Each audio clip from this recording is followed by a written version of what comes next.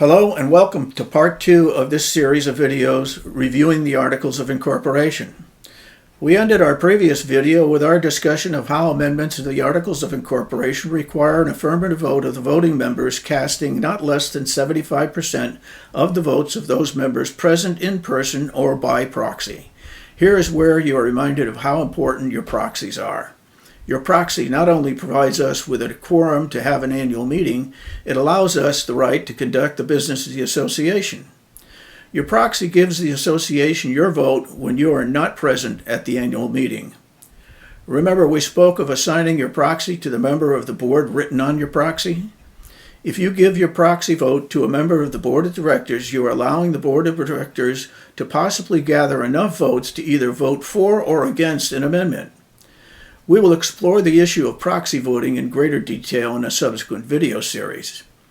Article 9, the corporation shall have all powers set forth in Florida Statute 617, all powers set forth in the Condominium Act of the State of Florida, and all powers granted to it by the Declaration of Condominium and exhibits annexed thereto. This article is reminding you that we as members of the corporation have the authority to operate and administer the condominium. We can extend our authority in two ways: at the annual meeting of the membership, or we can identify our concerns to the board of directors in writing via certified mail. Why should we do this? For example, let's say you have an issue with a portion of the common element that needs repair and/or replacement. You see a member of the board of directors who is on the maintenance committee, inform him or her of the problem you have with the common element. At the next board meeting, you ask the board of directors about their progress with repairing and/or replacing that portion of the common element you identified with a member of the board. The board's response to you is, "We're not aware of your concern." In this case, if you do not document your concerns in writing, you basically have no way of proving that you previously notified the board of your concern.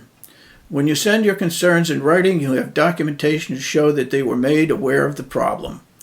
Knowing that you have sent it and your concerns in writing, your response to the board's denial should be, "With all due respect, you were notified on such a date.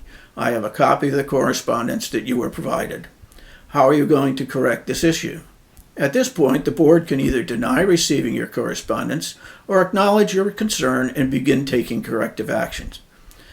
Should the board of directors deny receipt of your correspondence, you'll be able to provide the U.S. Postal Service certified mail return receipt delivery. End of discussion. This is an example of how important it is to send your correspondence via U.S. Postal Service certified mail. This ends our review of the Articles of Incorporation. In our next video, we'll be reviewing sections of the Riverbend bylaws. Finally, I would like to thank you for taking your valuable time in viewing this video. If you have any questions or input, please add them in the comments section on the YouTube page below, or send me an email using my address at the bottom of my email correspondence.